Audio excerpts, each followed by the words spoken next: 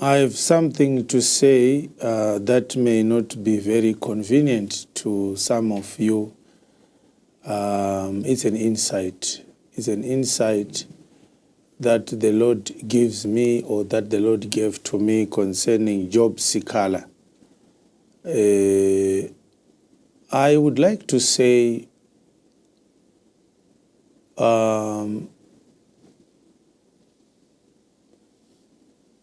what we need right now to hope for Job Sikhala is that he may find himself. And it's unfortunate that we live in a desperate, wicked world that has never paused to inquire and to find out what is good for the whole country, or for the whole nation, the whole world. Yes. What is good for the society, what is good for the family. We are in an era where it's a dog-eat-dog situation. Yes. We have everyone become a voucher. Yes. We want everyone to die so that we may feast on their bodies. Those people who are advising and pushing Job Sikhala to pursue a political career and starting new projects, new political projects, and trying to give him that energy and that confidence, they are not doing this in the interest of this country of Zimbabwe, and they are not doing it in his own interest. Job Sikhala spent almost 2 years in prison. And what people have not known, which I know, because I'm a Zimbabwean, and I was also subjected to persecution, the judicial system, the law enforcement system, weaponized against citizens who are viewed as enemies of the state on account of their boldness to question and to raise alarms when the state is misbehaving and violating people's rights. When you are exposed to that, like I was, of course, not as persecuted as Job Sikhala was in terms of how much time I spent in the hands of the system. But persecution comes in various forms. And if you are a Zimbabwean in one way or the other, you have suffered persecution. For a man who has spent almost 2 years, people do not know that when you are a political prisoner in Zimbabwe, the conditions of your stay in prison are not normal. Yes. Of course, prisons are not a normal situation. But the normal prison life is not what political prisoners are subjected to. The ZANU-PF government is a brutal government, a very cruel government, yes, a bloodthirsty government. And I've warned several times, yes, about this. They do very, very unspeakable things to their targets. I do not want it to be speculative because I'm speaking from the insight that I want to share with you concerning this man. The right thing for the people who love Job Sikhala to have done was to allow him to have a political sabbatical where he comes back home. He is discouraged from going straight into political activities. Yes. Number one, Job Sikhala needs to rest. Yes. Number two, Job Sikhala needs to recover, not only from the mental and the psychological torture and the medical complications or challenges associated with inhuman prison situations or conditions which political prisoners are subjected to. But he also needed to have thorough medical examinations to establish whether he is healthy or not. These people are able of doing very diabolic things. As I speak to you now, there are people who went into prison and came back with diseases, which they did not get naturally. They have the capacity to give you a disease that will kill you. This is true. I'm not only speaking as a man of God. I'm also speaking as someone who worked for this government. So I know what I'm saying. There are people right now who have diseases which they were given or inflicted upon by the ruthless, tyrannical ZANU-PF government. But of course, when you say this, they will arrest you for spreading falsehoods. That's what they do. They needed to discourage Job Sikhala from going straight into politics. He needed some time to rest, maybe a year at least. To spend some time with his family without having to look behind his back, checking whether he is safe, whether they have not sent some assassins or some abductors or some law enforcement people to arrest him again for violating a certain code. Take him back to court, take him back to prison. It's not fair. It's not fair for you to not consider Job Sikhala's family. His children did not have their father for almost 2 years. And his wife did not have a husband for almost 2 years. For you to bring microphones into his house and cameras and ask him about a political career and pressure him to start to be involved in political activities, which are the same reason why he was incarcerated. It's not responsible. He was not in the right place to make decisions of that nature. He needed a sabbatical.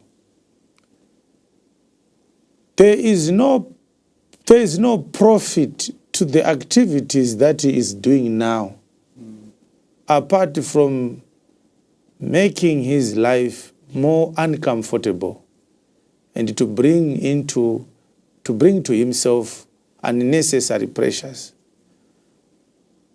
We are discovering that if we mature, which is highly unlikely, that this maturity is going to come in the next 20 years. We need to have people who are decent, modest, and mature, who are going to act as advisors. People who are not going to have political ambitions, where politicians, when they are running out of ideas, they go there and seek counsel. My brother, I know you can give me advice. I'm at a crossroads with my life, with my career. Can I make this decision? What can I do? What is good for me? And what is good for my country? We don't have such people in Africa, let alone in most parts of the world. When you become someone in life, especially a politician, even our artists, our musicians, when you look at them, you see that this one he had so much potential. People only came to his shows or to his rallies. They gave him support. Yes, it's good to have support. But everybody needs someone who can advise him. Yes. on matters that are inconvenient. You need someone who is not afraid of you. You need someone who is not an admirer of you. Someone who will be used by God to speak sense into your head. When you are becoming arrogant because of money, because of popularity, because of political positions, you may become arrogant. You need someone who will speak straight into your face. This is not a good idea. You should not do this. In the meantime, rest. So Job Sikhala would have gone to such a person, and such a person could have advised him to rest. These cheesers that are telling him that he's going to come up to something, Cheezer is not a man of God. There is no truth in Cheezer. He's not a prophet. He's a charlatan. A few months ago, he lied to Chamisa that he was going to win an election. Remember, Chamisa went to Cheezer's church. Yes. And Cheezer said Chamisa was going to win the 2018 elections. Of course, that wasn't what God had said. Yes. We challenged Cheezer's prophecy concerning Chamisa's political ambitions before the elections took place. Yes. I stood up and said, God spoke to me concerning these elections. Chamisa is not going to win. Yes. And of course, people labeled me a prophet of doom. But that's the natural way of responding to a true man of God. Yes. Unbelievers are not designed to say amen when a true man of God speaks. I don't hate Chamisa. He could have had a better option had he been someone who is not driven and tossed by a wind like a reed in the water. And that did not happen. So it's not really a very good thing. I feel for him. I feel for him. I can speak to Job, and when I get a chance, I'll do so. I have access to him, and I am not speaking against him. I love him, and I wish him well, not only in his personal life, but also in his political career. He is a politician. Nobody can dispute that. But I'm a man of God. Sometimes I'm inclined to speak publicly before I address people privately. And this is what I'm doing. I'm not violating any ethical code. They are tossing a man who is a troubled soul. At this present moment, Job Sikhala is a troubled soul. And listen to me carefully. I'm a man of God. Yes. I feel for him. Yes. He is not in the right space to pursue a political career right now. He needs time to heal. He needs time to recollect himself. He needs time to gather strength. When he was incarcerated, he was under chains. He was caged like an animal. He needs time to exercise his mental muscles again, and also to reevaluate, number one, his strength. Because when you go into such a situation and come out, it will be a folly for you to think that the strength you had when they arrested you is the same strength you have after almost 24 months. It will be folly. He needs to reevaluate his strength. But number two, he also needed time to reevaluate the political market, the political landscape. He has not done that. He is a man who is wounded. He is a man who is traumatized. He is also a man that is frustrated. When you are facing these three situations, it's not the right time to go to war because your judgment is clouded. Our people are very insensitive. They will give a bow and a spear to a man who is limping to go to war. And they will write very, very beautiful obituaries if you die in the battlefront. And life will move on and they will forget about you. If people loved Job Sikhala, this, what I'm saying now, is what they should have advised him to do. Anyone who tells him to start something and to pursue something now is reckless, is insensitive, is also not wise. When a man is not feeling well, he should not go to war. Yes. Go into hibernation, heal first. And when you are strong again, you go back to the battlefront. Get someone who is not in your situation to evaluate you. You may feel that you are fine, you want to go to war.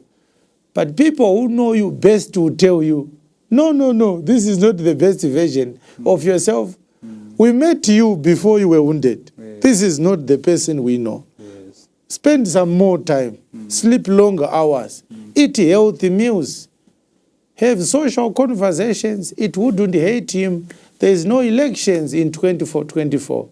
He simply needed a few more months to relax.